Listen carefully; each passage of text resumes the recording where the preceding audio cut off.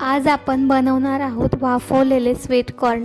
तर वाफवलेले sweet corn बनवण्यासाठी इकडे मी कॉर्न छान असे सोलून घेतलेले आहेत आणि त्यानंतर आता मी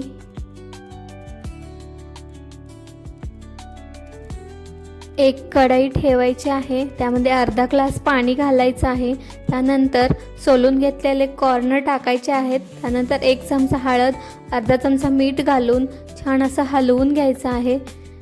5 ते 10 मिनिटे आपण वाफवून घेणार आहोत कॉर्न। त्यानंतर आपण काढून घेणार आहोत एका गाळणीमध्ये। इकडे काढून घेतलेले आहेत कॉर्न।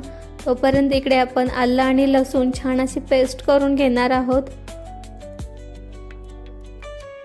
तर इकडे आपली पेस्ट बनवून झालेली आहे। तर आपण आता एक पॅन ठेवणार आहोत गॅसवर। पॅन गरम झाल्यानंतर एक चमचा तूप घालायचा आहे आणि तूप गरम झाल्यानंतर लसणाच्या पाकळ्या घालायच्या आहेत आणि त्यानंतर लसूण आणि आल्याची पेस्ट घालायची आहे, आपण वाटून घेतलेली बारीक केलेली, आणि छान असं हलवून घ्यायचं आहे। त्यानंतर आपण ते कॉर्न जे वाफवून घेतले होते ते कॉर्न घालायचे आहेत। कॉर्न घालून छान असं हलवून घ्यायचं आहे।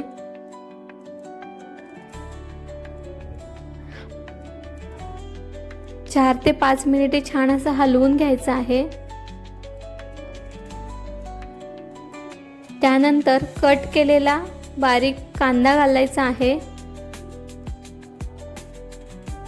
त्यानंतर एक टोमॅटो घालायचा आहे आणि बारीक चिरलेली कोथिंबीर घालून घ्यायची आहे।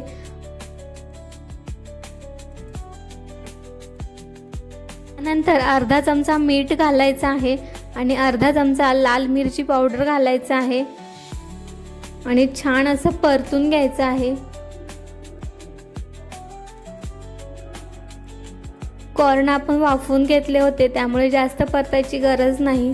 आणि आता अर्धा लिंबू पिळून घ्यायचा आहे। खूप छान आणि टेस्टी लागतात हे कॉर्न। तुम्ही नक्की एकदा ट्राय करा आणि कसे वाटले सांगा।